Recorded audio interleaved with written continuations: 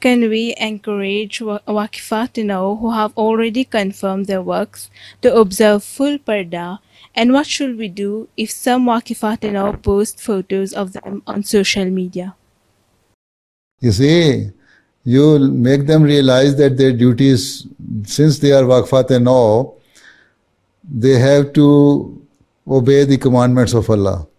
And parda is also one of the commandments given in the Holy Quran, that you should be modestly dressed. Secondly, observe parda when you are mature. So, being waqfate now, they should, instead of following the worldly things, they should like more or even practice more the commandments of Allah or the things which their religion teaches them. Let them realize it. Once they realize it, then it's okay.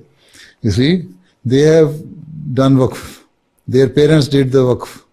And after that, they renewed their bond to be waqf now.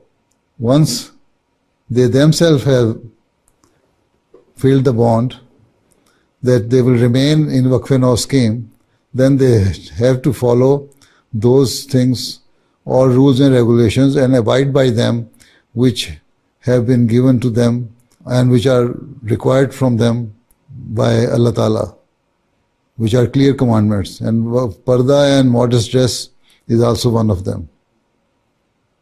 Okay?